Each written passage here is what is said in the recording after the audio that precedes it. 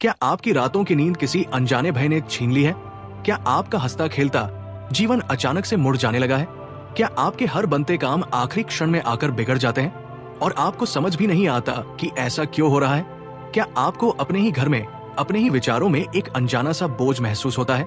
एक ऐसी नकारात्मकता, एक ऐसी भारीपन जो आपका तो नहीं पर आपके ऊपर किसी ने थोप दिया है। सोचिए, गहराई से सोचिए, कहीं आपके जीवन की डोर किसी और के हाथ में तो नहीं?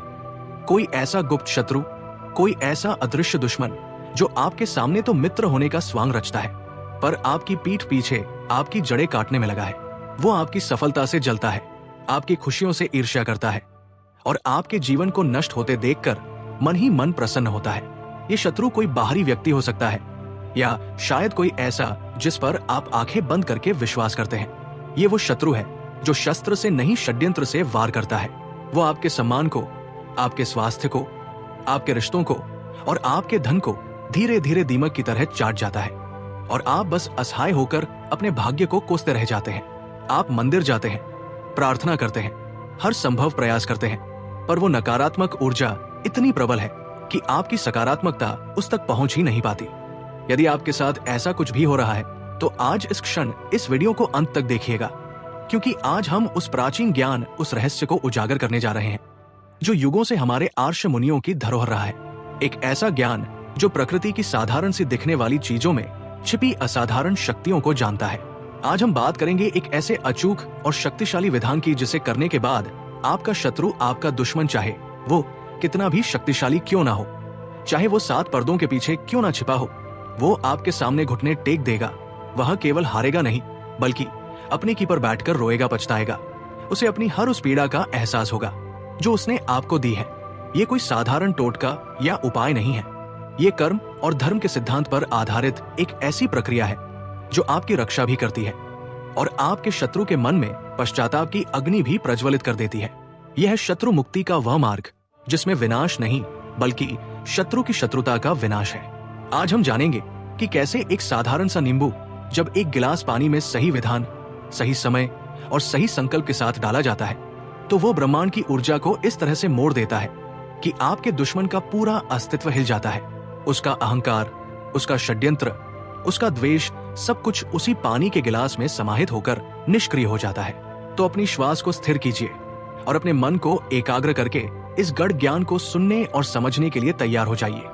ये ज्ञान आपके जीवन को बदल सकता है। मनुष्य का जीवन एक यात्रा है। इस यात्रा में सुख और दुख, धूप और छाव की तरह आते जाते रहते हैं, परंतु जब आपके जीवन का आकाश बिना किसी कारण के काले बादलों से घिर जाए, जब आपकी हर सुबह एक नई चिंता और हर रात एक नया भय लेकर आए, तो समझ लीजिए कि ये स्वाभाविक नहीं है।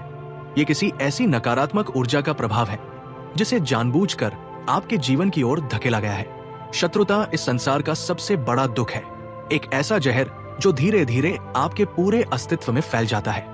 जब कोई आपका बुरा चाहता है तो वो केवल आपके बाहरी जीवन को ही प्रभावित नहीं करता, बल्कि वो आपकी आत्मा पर, आपकी चेतना पर एक गहरा आघात करता है। ये एक अदृश्य युद्ध होता है जिसमें आपका शत्रु तो आपको देख सकता है पर आप उसे पहचान नहीं पाते। वो आपके हर कदम पर नजर रखता है, आपकी हर कमजोरी को जानता है और सही समय पर वार करने की प्रतीक्षा करता है।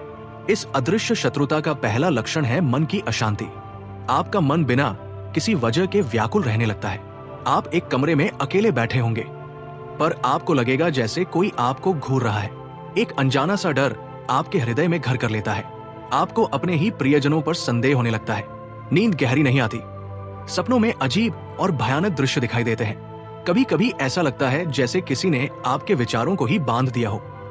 आप कुछ अच्छा सोचना चाहते हैं पर आपके मन में केवल निराशाजनक और नकारात्मक ख्याल ही आते हैं। दूसरा प्रभाव आपके शरीर पर पड़ता है। आपका स्वास्थ्य अचानक से गिरने लगता है। चिकित्सकों की जांच में कोई रोग पकड़ में नहीं आता पर आपका शरीर भीतर ही भीतर खोखला होता जाता है। चेहरे का तेज, आंखों की चमक फीकी पड़ने लगती है। एक अजीब सी थकावट और ऊर्जा की कमी हर समय बनी रहती है, जैसे किसी ने आपकी जीवन शक्ति को ही सोखना शुरू कर दिया हो। फिर इसका असर आपके कार्य और व्यवसाय पर दिखने लगता है। जो व्यापार कल तक फल फूल रहा था उसमें अचानक से बाधाएं आने लगती है। ग्राहक टूट जाते हैं, सौदे हाथ से निकल जाते हैं। नौकरी में आपके वरिष्ठ अधिकारी आपसे अकारण ही अप्रसन्न रहने लगते हैं। आपके सहयोगी जो कल तक आपके मित्र थे, वही आपके विरुद्ध षड्यंत्र रचने लगते हैं। आपकी योग्यता, आपकी मेहनत, सब कुछ व्यर्थ जाने लगता है। धन का आगमन रुक जाता है और व्यय के ऐसे नए नए मार्ग खुल जाते हैं जिनके बारे में आपने कभी सोचा भी नहीं था। घर में बीमारियों पर, व्यर्थ के झगड़ों पर धन पानी की तरह बहने लगता है। रिश्तों में कड़वाहट घुलने लगती है। पति पत्नी के बीच, पिता पुत्र के बीच, भाइयों के बीच अकारण ही कल होने लगती है। घर का वातावरण इतना विषाक्त हो जाता है कि कोई एक दूसरे को देखना भी पसंद नहीं करता। जिस घर में कभी हंसी ठहाके गूंजते थे, वहां अब एक मनहूस चुप्पी पसर जाती है। ये सब उस नकारात्मक ऊर्जा का ही खेल होता है जिसे आपका शत्रु एक विषैले बाण की तरह आपके जीवन में छोड़ता है। आप असहाय हो जाते हैं। आप अपनी पीड़ा किसी से कह भी नहीं पाते क्योंकि कोई आपकी बात पर विश्वास नहीं करेगा। लोग इसे आपका वहम या मानसिक कमजोरी कहकर टाल देंगे। आप भीतर ही भीतर घुटते रहते हैं। आपकी आत्मा चित्कार करती है न्याय के लिए। इस पीड़ा से मुक्ति के लिए आप ईश्वर से प्रश्न करते हैं, मैंने किसी का क्या बिगाड़ा है? मुझे ये कष्ट क्यों मिल रहा है? यहीं पर कर्म का सिद्धांत काम करता है। हमारे हिंदू धर्म ग्रंथ कहते हैं कि इस ब्रह्मांड में हर क्रिया की एक प्रतिक्रिया होती है। हर कर्म का एक फल होता है जो आज नहीं तो कल, इस जन्म में नहीं तो अगले जन्म में अवश्य मिलता है। जब कोई व्यक्ति अपनी सात्विक ऊर्जा का, अपनी बुद्धि का, अपनी शक्ति का प्रयोग किसी निर्दोष को सताने के लिए करता है तो वो अपने लिए एक भयानक कर्म बंधन का निर्माण करता है। वो अधर्म के मार्ग पर चल पड़ता है और जब अधर्म बढ़ता है तो धर्म की स्थापना के लिए प्रकृति स्वयं सक्रिय हो जाती है। हमारे प्राचीन आश्रय मुनियों ने प्रकृति के इन रहस्यों को गहराई से समझा था। वे जानते थे कि इस सृष्टि की हर वस्तु में, चाहे वो एक छोटा सा बीज हो, एक पत्ता हो या पानी की एक बूंद हो, उसमें दैव ऊर्जा समाहित है। वे जानते थे कि इन ऊर्जाओं का सही संयोजन करके ब्रह्मांड की किसी भी नकारात्मक शक्ति को काटा जा सकता है, उसे निष्क्रिय किया जा सकता है और उसे वापस उसी स्रोत की ओर मोड़ा जा सकता है जहां से वो उत्पन्न हुई है। इसी गहन ज्ञान और शोध के गर्भ से उस विधान का जन्म हुआ जिसके बारे में आज हम चर्चा कर रहे हैं। ये विधान किसी को हानि पहुंचाने के लिए नहीं है। ये किसी पर आक्रमण करने के लिए नहीं है। ये तो आत्मरक्षा का, धर्म की रक्षा का टेक कवच है। ये एक प्रार्थना है जो प्रकृति की शक्तियों से की जाती है कि वो अधर्म को रोके और न्याय स्थापित करे। ये एक ऐसा आईना है जो आपके शत्रु को उसकी नकारात्मकता को प्रतिबिंब दिखा देता है, जिसे देखकर वो भयभीत हो जाता है, पछतावा करने पर विवश हो जाता है। इस विधान का केंद्र है नींबू। एक साधारण सा दिखने वाला फल पर अध्यात्म और तंत्र की दुनिया में नींबू को अत्यंत शक्तिशाली माना गया है। इसका खट्टापन, इसकी तीव्र सुगंध और इसका पीला रंग, इन सब में गढ़ रहस्य छिपे हैं। पीला रंग देव गुरु बृहस्पति की सात्विकता का प्रतीक है, तो इसका खट्टापन और तीव्र गुण नकारात्मक ऊर्जाओं को काटने की, उन्हें छिन्न भिन्न करने की क्षमता रखता है। नींबू में सोखने की एक अद्भुत शक्ति होती है। ये अपने आसपास की सभी प्रकार की ऊर्जाओं को, चाहे वो सकारात्मक हो या नकारात्मक, अपने भीतर खींच लेता है। इसीलिए आपने देखा होगा कि बुरी नजर उतारने के लिए भी नींबू का ही प्रयोग किया जाता है। जब इस नींबू को एक विशेष प्रक्रिया के तहत ऊर्जा दी जाती है तो ये एक साधारण फल न रहकर एक शक्तिशाली तांत्रिक अस्त्र बन जाता है। एक ऐसा अस्त्र जो बिना किसी आवाज के, बिना किसी दिखावे के सीधा अपने लक्ष्य पर, यानी आपके शत्रु की चेतना पर प्रहार करता है। ये उसके चारों ओर एक ऐसा ऊर्जा क्षेत्र बना देता है जहां उसकी अपनी ही भेजी हुई नकारात्मकता लौट लौट कर उसी को कष्ट देने लगती है। ये विधान आपके और आपके शत्रु के बीच मौजूद उस अदृश्य नकारात्मक धागे को काट देता है जिसके द्वारा वो आपकी ऊर्जा खींच रहा था। तो चलिए अब हम उस गोपनीय और पवित्र विधान की ओर बढ़ते हैं। पर एक बात का ध्यान रखें, इस विधान को करते समय आपके मन में शत्रु के प्रति घृणा या क्रोध का भाव नहीं होना चाहिए। आपके मन में केवल न्याय का, अपनी सुरक्षा का और धर्म की स्थापना का संकल्प होना चाहिए। आपको प्रकृति से, परमात्मा से ये प्रार्थना करनी है कि वो सत्य का साथ दे और आपके शत्रु को सद्बुद्धि दे ताकि वह अपने अधर्म के मार्ग को छोड़कर पछतावा करे। यदि आपके मन में बदले की भावना होगी तो ये विधान पूरी तरह से फलीभूत नहीं होगा, क्योंकि तब आप और आपके शत्रु में कोई अंतर नहीं रह जाएगा। आपको धर्म के पक्ष में खड़ा होना है, अधर्म के बराबर में नहीं। आपका हृदय शांत, स्थिर और संकल्प से दृढ़ होना चाहिए। अब हम इस विधान की तैयारी और प्रक्रिया को विस्तार से समझेंगे। हर एक चरण, हर एक वस्तु का अपना एक विशेष महत्व है जिसे समझना अत्यंत आवश्यक है। इस प्रक्रिया में की गई एक छोटी सी भूल भी इसके प्रभाव को कम कर सकती है। इसलिए हर शब्द को ध्यान से सुने और अपने मन में अंकित कर लें। वस्तुओं का चयन। एक नींबू। इस विधान के लिए आपको एक नींबू की आवश्यकता होगी। नींबू का चयन बहुत सावधानी से करना चाहिए। नींबू पूरी तरह से पका हुआ और पीले रंग का होना चाहिए। उस पर किसी भी प्रकार का दाग धब्बा, किसी तरह का कट या निशान नहीं होना चाहिए। वो बिल्कुल बेदाग और स्वच्छ होना चाहिए। हरापन लिए हुए या आधा पीला आधा हरा नींबू इस कार्य के लिए उपयुक्त नहीं है। बेदाग नींबू आपके शुद्ध और पवित्र संकल्प का प्रतीक है। उसका पीला रंग सात्विक ऊर्जा और दया कृपा को दर्शाता है। एक सड़ा गला या दागी नींबू खंडित ऊर्जा का प्रतीक है, जो इस शक्तिशाली विधान के लिए प्रयोग नहीं किया जा सकता। नींबू को घर लाने के बाद उसे एक बार शुद्ध जल से धो लें। 2 कांच का गिलास। आपको एक कांच का पारदर्शी गिलास चाहिए। गिलास बिल्कुल साफ होना चाहिए। उस पर कोई गंदगी या निशान ना हो। कांच की पारदर्शिता का अर्थ है कि आप जो भी कर रहे हैं वो पूरी तरह से पारदर्शी और सत्य पर आधारित है। आप कुछ छिपा नहीं रहे हैं। ये ब्रह्मांड के प्रति आपकी सच्चाई का प्रतीक है। स्टील, पीतल या किसी अन्य धातु का गिलास प्रयोग ना करें, क्योंकि कांच में ऊर्जा को बिना प्रभावित हुए धारण करने की क्षमता सबसे अधिक होती है। 3 शुद्ध जल गिलास में भरने के लिए आपको शुद्ध जल की आवश्यकता होगी। यदि संभव हो तो गंगा जल का प्रयोग करें। यदि गंगा जल उपलब्ध ना हो तो आप किसी बहती हुई नदी या कुएं का जल भी ले सकते हैं। यदि यह भी संभव ना हो तो अपने घर में जो पीने का पानी है उसे एक तांबे के पात्र में रात भर रख दें। तांबे के संपर्क में आकर जल स्वयं ही शुद्ध और ऊर्जावान हो जाता है। जल जीवन का प्रतीक है, चेतना के प्रवाह का प्रतीक है। इसी जल में आपके शत्रु की नकारात्मक ऊर्जा को घोला जाएगा, उसे शांत किया जाएगा। सही समय का चयन। इस विधान को करने के लिए समय का चयन सबसे महत्वपूर्ण है।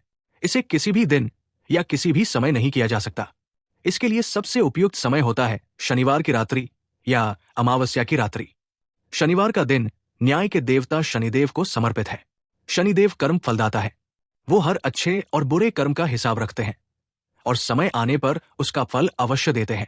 शनिवार की रात्रि में इस विधान को करने का अर्थ है कि आप शनिदेव से अपने साथ हुए अन्याय के लिए न्याय की प्रार्थना कर रहे हैं। अमावस्या की रात्रि को तंत्र और साधना के लिए सबसे शक्तिशाली माना जाता है।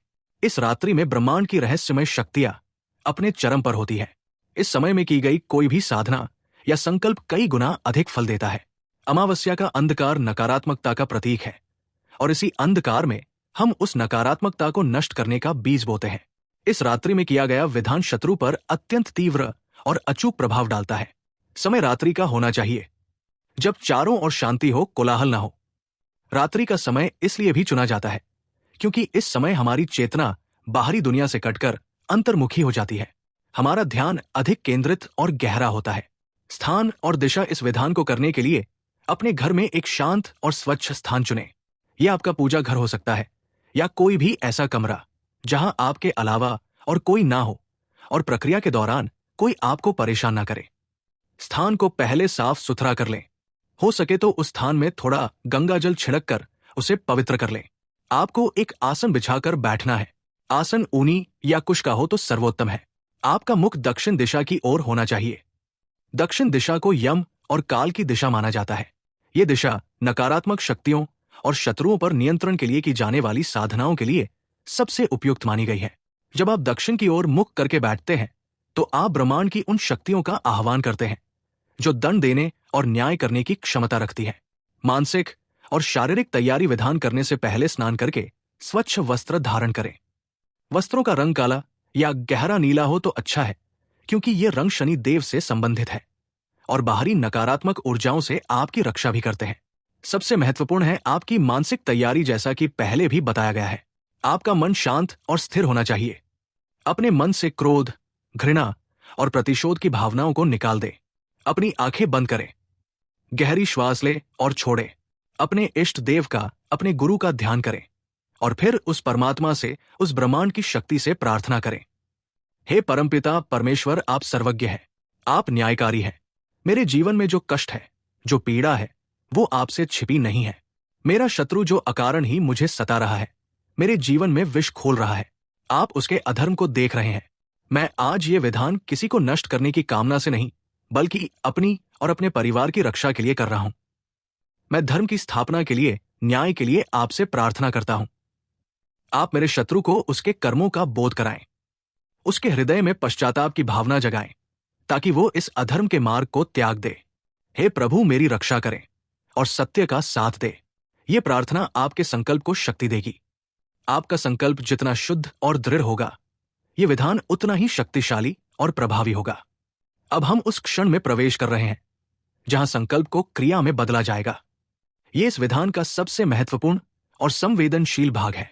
आपकी एकाग्रता और आपका विश्वास ही इस क्रिया को सफल बनाएगा।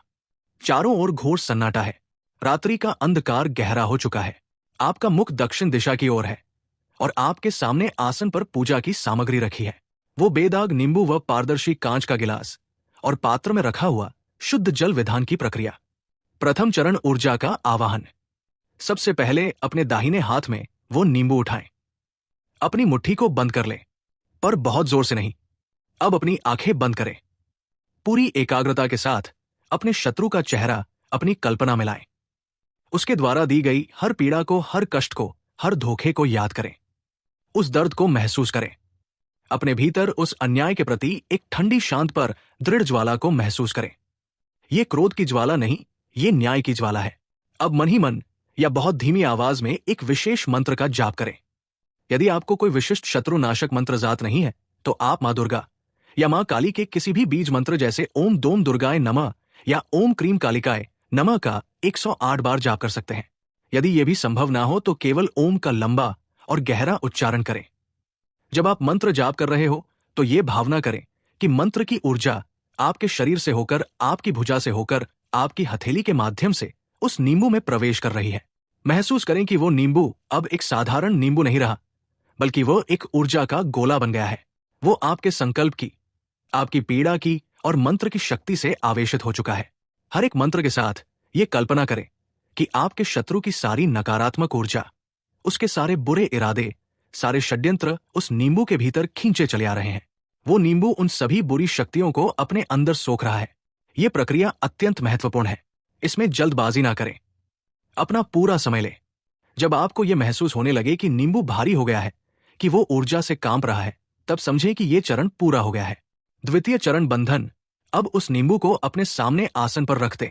अब कांच के गिलास को अपने दोनों हाथों से उठाएं। उसे शुद्ध जल से पूरा भर दें। जल भरते समय भी मन में यही भावना रखें कि यह साधारण जल नहीं, बल्कि ब्रह्मांड की शुद्धिकरण और बंधन ऊर्जा है। अब सबसे महत्वपूर्ण क्रिया करनी है। अपनी पूरी श्रद्धा और विश्वास के साथ उस ऊर्जा से भरे हुए नींबू को धीरे से उठाएं और उसे उस पानी के माध्यम से गिरा दें। जिस क्षण वो नींबू पानी में गिरेगा, उस क्षण एक अदृश्य धमाका होगा। एक ऐसी घटना जो स्थूल आंखों से नहीं दिखेगी, पर सूक्ष्म जगत में घटित होगी। आपने अपने शत्रु की संपूर्ण नकारात्मक शक्ति को, जिसे आपने नींबू में केंद्रित किया था, अब उसे जल के बंधन में बांध दिया है। सोचिए, ये क्या हुआ है। नींबू जो आपके शत्रु की ऊर्जा का प्रतीक है, अब वो स्वतंत्र नहीं है। वो चारों ओर से जल से घिर चुका है। जल जो शीतलता का, शांति का और बंधन का प्रतीक है। अब वो शत्रु चाहकर भी अपनी नकारात्मक शक्ति को बाहर नहीं फैला सकता। उसकी शक्ति उसी नींबू के भीतर, उसी जल के गिलास में कैद हो चुकी है। तृतीय चरण, स्थापना। अब इस गिलास को अत्यंत सावधानी से उठाएं। इसे अपने घर के किसी ऐसे कोने में रख दें जहां किसी की नजर बार बार ना पड़ती हो। ये कोना भी दक्षिण दिशा में हो तो सर्वोत्तम है। गिलास को सीधे जमीन पर ना रखें। उसके नीचे एक छोटी सी प्लेट या कोई लकड़ी का टुकड़ा रख दें। अब इस गिलास को आपको वहीं पर रखा रहने देना है। आपको उसे बार बार देखना नहीं है, उसे छूना नहीं है और ना ही उसके बारे में किसी से चर्चा करनी है। आपने अपना कर्म कर दिया है। आपने बीज बो दिया है। अब प्रकृति को, ब्रह्मांड की न्याय प्रणाली को